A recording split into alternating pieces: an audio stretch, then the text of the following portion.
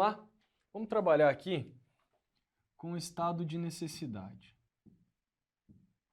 A gente vai analisar agora de maneira técnica as causas que excluem a ilicitude. Então, passamos por um mnemônico que traz a ideia lá, LESS, legítima defesa, estado de necessidade, cumprimento estrito dever legal, e o exercício regular de um direito. Show de bola, tá suave.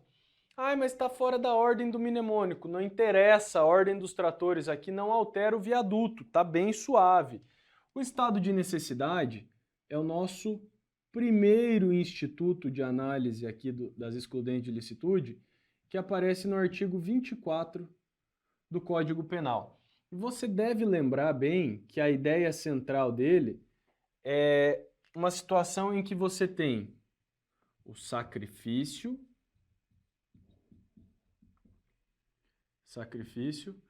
de bem jurídico alheio,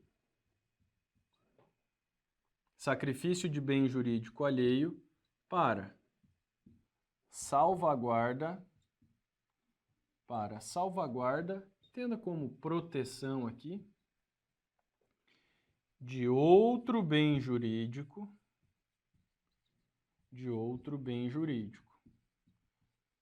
Esse outro bem jurídico aqui, que está sendo protegido, pode ser próprio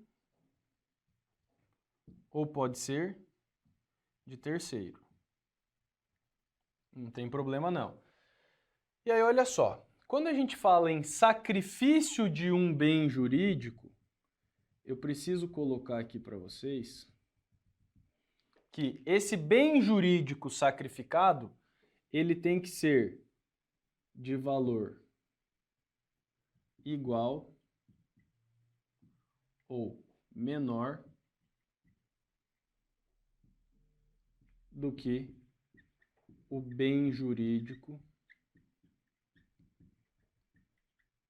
preservado. Isso porque a teoria que encampou o estado de necessidade como excludente de ilicitude adotou o que se chama aqui de teoria unitária.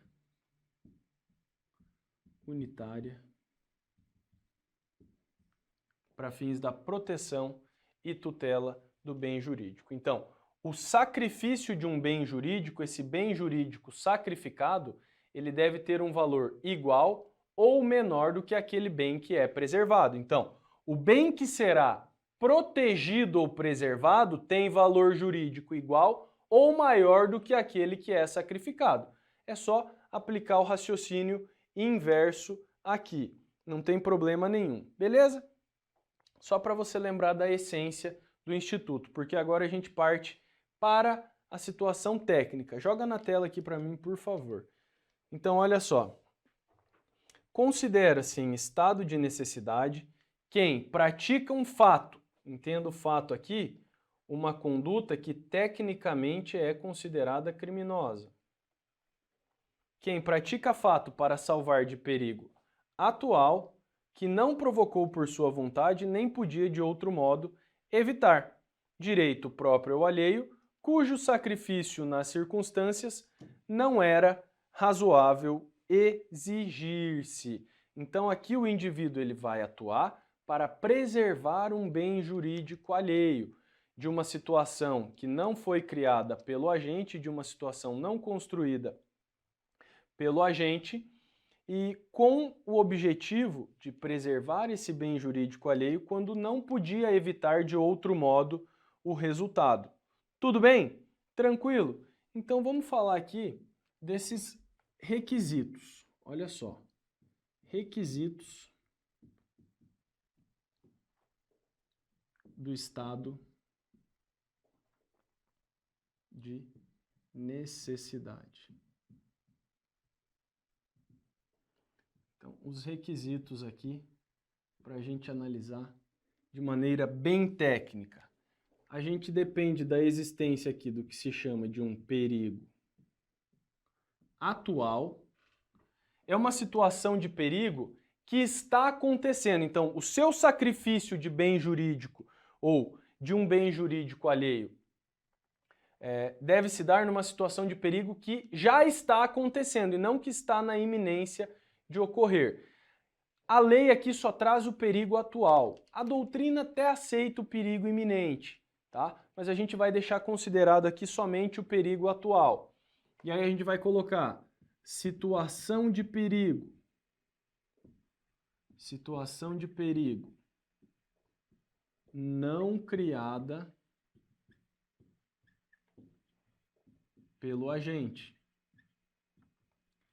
Então, você vai salvar uma pessoa de uma situação de perigo.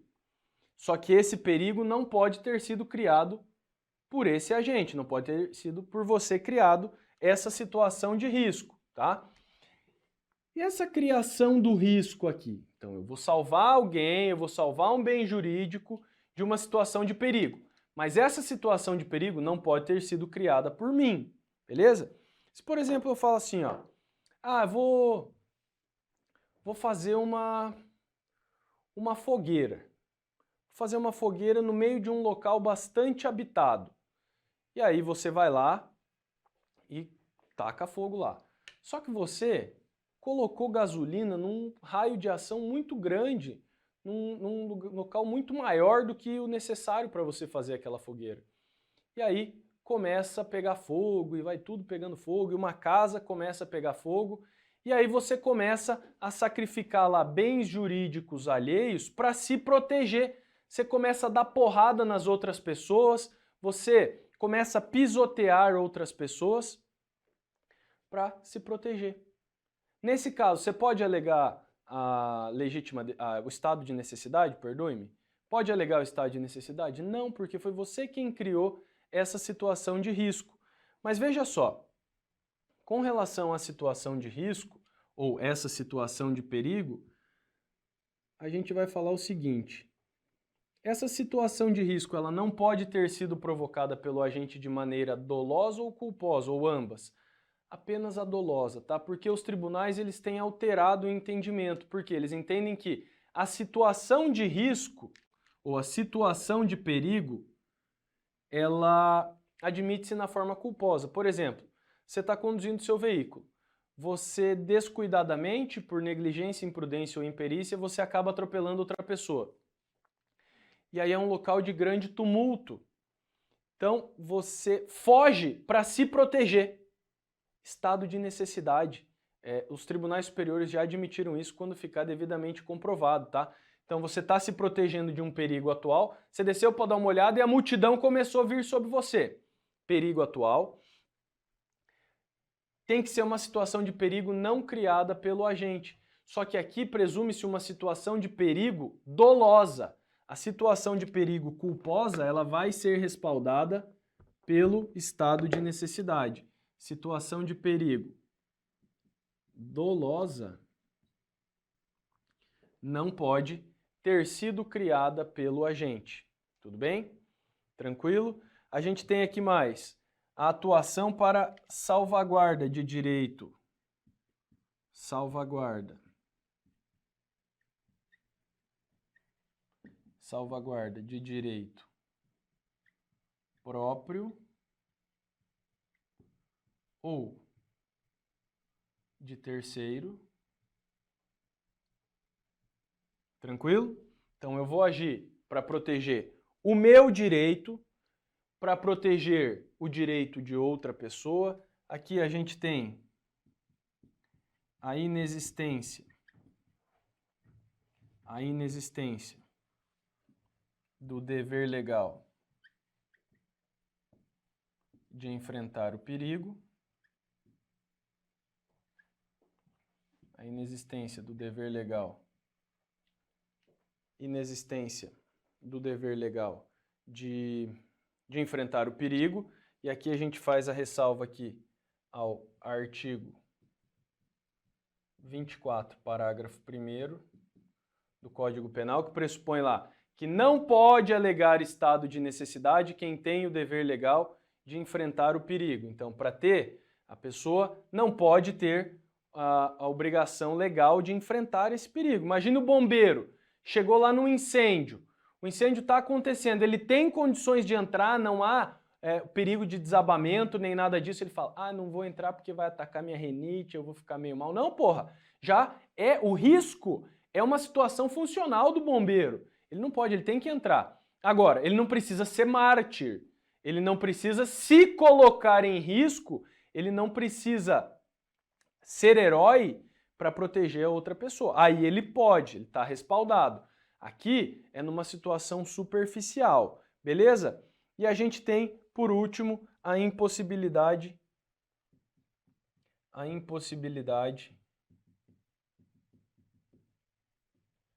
de outro comportamento. A impossibilidade de outro comportamento. Beleza? O que é a impossibilidade de outro comportamento? Tem que ser, o sacrifício desse bem jurídico tem que ser a última ferramenta para eu admitir essa aplicação. Lucas, dá exemplo aí para a gente conseguir contextualizar. Vamos lá. Você está andando no calçadão e você vê que tem um veículo e você percebe um choro muito torrencial vindo lá de dentro desse veículo. Você percebe que o veículo está no sol, todo fechado, com uma criança agonizando e asfixiando lá dentro. Então você tem uma situação de perigo atual. Você tem a vida da criança correndo perigo. Essa situação de perigo não foi criada por você. Beleza. Você vai agir para salvaguarda de um direito de terceiro, tá certo? Você não tem o dever legal de enfrentar o perigo, porque senão você agiria em estrito cumprimento do dever legal. E você não tem a possibilidade de outro comportamento, porque o carro está trancado. E aí você precisa quebrar o vidro. Você precisa desse sacrifício. É a única ferramenta para você preservar a vida daquela criança. Legal? Agora, só para você entender aqui a impossibilidade de comportamento por outra via. Imagina que você vê lá a criança, tá lá agonizando, a porta tá destrancada e ainda assim você quebra o vidro. Você pode falar que foi estado de necessidade? Não, porque aí você podia agir de maneira menos onerosa para a vítima. Tudo bem? Beleza? Então aqui a ideia central do estado de necessidade. E aí quer ver que eu quero colocar uma coisa aqui bem interessante com relação ao ataque animal. O ataque animal. Aqui você precisa analisar sobre duas vertentes, meu aluno. E quais são as duas vertentes aqui? Quando o animal é movido pelo próprio instinto, e quando o animal é impulsionado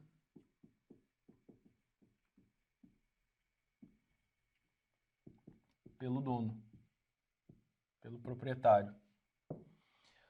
Olha só, o animal movido pelo próprio instinto. Você está andando na rua e se depara com aquele cachorro que é o colecionador de ossos, que ele foi feito para matar, um Rottweiler.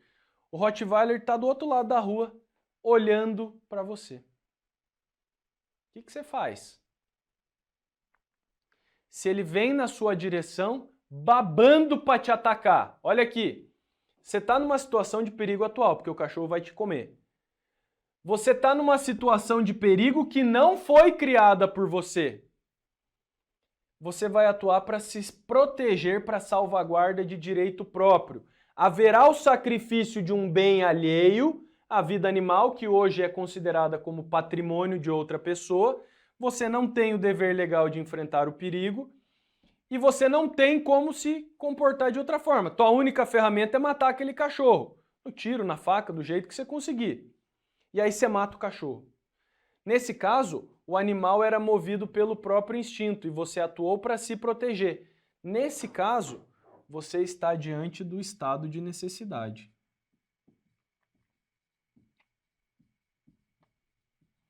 Então, se você mata um animal, o agride, para se proteger e o animal estava agindo pelo próprio instinto, estado de necessidade. Isso aqui aconteceu comigo outro dia, mas eu não estava armado na ocasião.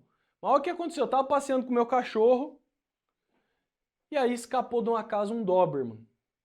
Pô, eu estava lá dentro do condomínio, de boa, o Doberman escapou, mas filha da puta de um cachorro, né? E ele veio quietinho, mas correndo. Eu falei, esse cachorro filha da puta vai pular em nós aqui. E eu com meu cachorro não é pequeno, é grande. É diferente de alguns professores aí que tem o Lulu da Pomerânia, né? Que fica no colinho, dando aula. Não é. O cachorro é mais bruto mesmo. Mas veio, ele não ia dar conta daquele Doberman. A hora que aquele Doberman chegou perto, que ele foi voar de boca no meu cachorro, eu já cobri ele na bicuda, cobri na butinada, até ele sair. Aí a dona dele já chegou lá, ficou brava, mas levou ele embora. Estado de necessidade. O cachorro movido pelo próprio instinto, eu danifiquei, eu fui contra ali, lesionei o patrimônio de outra pessoa, preservando o meu. Porra, se aquele cachorro mete a boca no meu cachorro, mete a boca na minha canela, tá fudido. Então, melhor a dona dele chorar do que eu chorar de dor depois, tá? Agora, se o animal ele é impulsionado pelo dono, funcionando como uma verdadeira ferramenta de ataque, como um instrumento, como uma ferramenta de ataque, qualquer revide a essa situação se materializa numa legítima defesa. Beleza? Então, por exemplo, se o dono tá passeando com o animal aqui e fala, vai Rex, pega, morde, ataca, esquarteja, e você do outro lado pega sua arma e desfere um tiro contra aquele cachorro, legítima defesa, porque o animal foi utilizado como uma arma para uma agressão injusta. Beleza? Tranquilo? Vou fazer uma outra observação aqui do estado de necessidade, antes de nós evoluirmos, no seguinte sentido. Tem um outro instituto aí que está dentro do estado de necessidade, que é o tal do furto famélico. O que é o furto famélico? É aquele furto para saciar a própria fome. É aquele furto que acontece numa situação de extrema necessidade e miserabilidade. Então aqui o furto famélico, ele só vai representar um estado de necessidade se o furto for a última, vou colocar aqui, ferramenta possível, a última ferramenta possível, desde que seja para saciar a fome, desde que o agente seja desprovido de recursos. Então a gente tem que estar numa situação de extrema miséria. Situação de extrema miséria. A jurisprudência preferiu impor aqui, colocar esses requisitos, porque senão a pessoa numa situação de fome ia lá subtrair uma picanha, uma cervejinha, um uísque, ia falar, furto famélico é para saciar a fome? Não, isso aí não cola, tá? Então, o furto famélico, aquele furto praticado para saciar a fome, é só numa situação de extrema miserabilidade, fechou? Tamo junto? Beleza, isso já nos credencia a passar para o artigo 25. Artigo 25 este, que trata da legítima defesa. Olha só. Legítima defesa. Aqui a gente até bate o olho no texto de lei, embora seja desnecessário. Aqui nós temos a conduta de repelir a atual ou iminente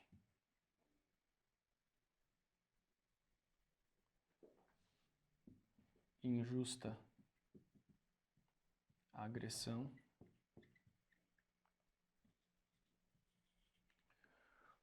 utilizando-se moderadamente dos meios necessários. Então veja, legítima defesa aqui, artigo 25 do Código Penal. Considera-se em legítima defesa aquele que repele a atual ou iminente injusta agressão, valendo-se moderadamente dos meios necessários. Então, o ato de repelir pressupõe um devolver, a conduta de reagir a uma atual ou iminente injusta agressão, uma agressão que está acontecendo ou na iminência de acontecer. Mas o pressuposto aqui é que essa agressão ela seja desprovida de motivos. Beleza? E aí o agente tem que se valer moderadamente dos meios necessários. Os meios necessários, entendam por meios disponíveis, tá? Aqueles meios que estão ao seu alcance. Se a pessoa ameaça de te fazer, de praticar uma injusta agressão contra você com uma faca, não quer dizer que você só pode repelir essa agressão com a faca, com uma outra faca. Não, se você tem uma pistola, vai ser a pistola. Se você só tem uma 12, vai ser a 12. Um fuzil. É aquilo que está ao seu alcance. O machucadinho vai ser maior. Aí você precisa avaliar que deve se valer moderadamente dos meios necessários. Porque, havendo excesso, o artigo 23, parágrafo único, estabelece que o excesso na utilização das excludentes de ilicitude poderão ser punidos a título doloso ou culposo. Então, cabe a punição por excesso. Beleza? Seja ele doloso e culposo. Aí você vai se deparar por aí com algumas espécies de legítima defesa. Muito se fala na legítima defesa recíproca. Legítima defesa contra legítima defesa. É possível? O que é a legítima defesa? Legítima defesa recíproca. É legítima defesa contra legítima defesa. Nesse caso, já vou explicar com um exemplo. Vem comigo aqui. Só colocar todas as hipóteses aqui.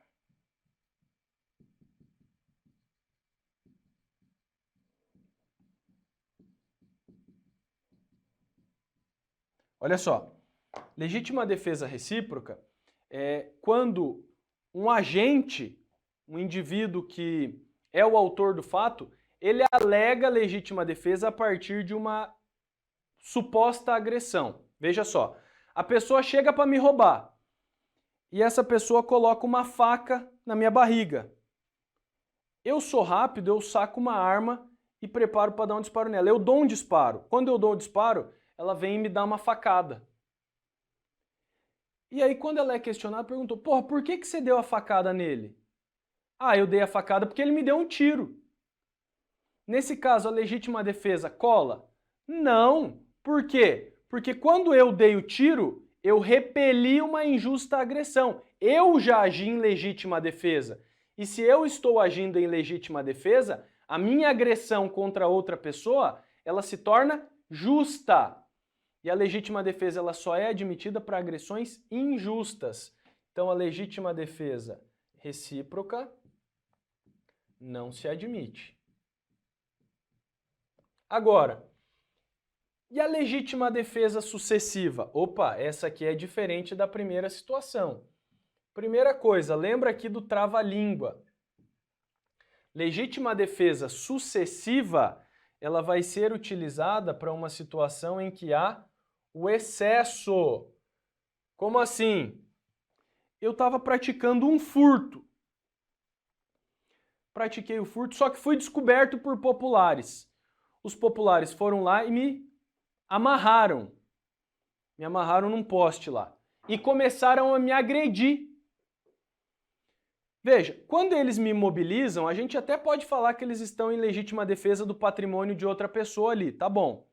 Só que quando eles começam a me agredir, eles se excedem no meio aplicado da legítima defesa, no uso da excludente, da justificante, tá? As excludentes de ilicitude também podem ser chamadas de justificante ou causas de justificação. Então eles começaram a se exceder. E se eu consigo me desvencilhar ali e dou porrada em todo mundo? Legítima defesa sucessiva. Eles, no começo, supostas vítimas ou transeuntes, eram as pessoas consideradas vítimas.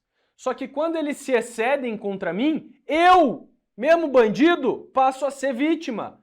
E aí eu estou autorizado também a agir em legítima defesa. Então a legítima defesa sucessiva é aquela que ocorre em situações de excesso. E essa aqui é admitida. E a legítima defesa putativa? A legítima defesa putativa é aquela que ocorre numa situação imaginária. Imaginem que eu seja agente penitenciário federal e eu fui responsável pela guarda das maiores lideranças do crime e eu os torturava. Um belo dia eu estou andando num beco lá próximo a uma balada e eu me deparo com um dos camaradas que eu torturava vindo na direção oposta à minha. Eu falo, vixe, vai dar merda. Na hora que eu tô para cruzar com ele, o camarada bota a mão dentro da roupa e faz menção de estar armado. Eu pego a minha arma e dou 2 tiros nele, repelindo a uma suposta agressão que eu receberia. Só que quando chega a perícia, a polícia, enfim, percebe-se que ele ia pegar o celular que estava numa capa mocosada aqui dentro da calça. O celular velado. Estava ali dentro, mas tá bom. Nesse caso, eu imaginei uma situação que, se de fato existisse, tornaria a minha ação legítima. Você está diante da legítima defesa putativa ou discriminante putativa, cuja previsão está lá no 20, parágrafo 1º. Só que a legítima defesa putativa não exclui a ilicitude. A legítima defesa putativa isenta de pena. Isenção de pena está lá dentro do campo da culpabilidade. Show de bola? Olha aí que belezura. Topzera, então. Aí olha só, vou jogar aqui na tela só para você verificar, tá? Ó, entende-se em legítima defesa quem, usando moderadamente dos meios necessários já sabe que são os meios disponíveis, repele injusta agressão, atual ou iminente, a direito seu ou de outrem. Então a legítima defesa, ela pode ser pessoal, a direito seu, deixa eu arrumar aqui, a direito seu, legítima defesa pessoal ou própria, ou vai ser uma legítima defesa de outrem, chamada legítima defesa de terceiro. Tem crise não, tá tudo certo, tá tudo certíssimo. Beleza? E aí só vou te chamar a atenção aqui para essa hipótese do parágrafo único, porque é uma situação nova, mas é basicamente um chover no molhado. Ó. Observados os requisitos previstos no caput desse artigo, considera-se também em legítima defesa o agente de segurança pública que repele a agressão ou risco de agressão à vítima mantida refém durante a prática de crimes. Então olha para mim aqui. Você tem o chovendo molhado na medida em que considera-se em legítima defesa quem age em legítima defesa. É uma tautologia absurda esse parágrafo único do 25. Mas tudo bem, é uma resposta, é uma ferramenta de controle social aí para proteger quem atua na segurança pública. Tá tudo bem.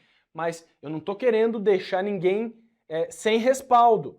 Mas fato é que, se um atirador de elite efetua um disparo, o sniper dá um disparo lá na vítima, o sniper, ele dá um disparo lá no sequestrador que mantém a vítima em seu poder. O que ele fez? Ele repeliu uma injusta agressão atual a direito de outra pessoa. Então, preenchidos os requisitos do artigo 25, já valeria como legítima defesa, não seria necessário essa inclusão. mas saiba que agora consta expressamente essa disposição, uma legítima defesa funcional aí para respaldar quem trabalha nas forças de segurança pública. Então, observadas as questões do artigo 25 caput, quem repele atual ou injusta agressão, a vítima mantida refém durante a prática de crime também atua em legítima defesa. Chovendo molhado, mas é isso aí, tá na lei, a gente arremata. Valeu, estado de necessidade, legítima defesa, estão vistos e sacramentados, é isso, tamo junto.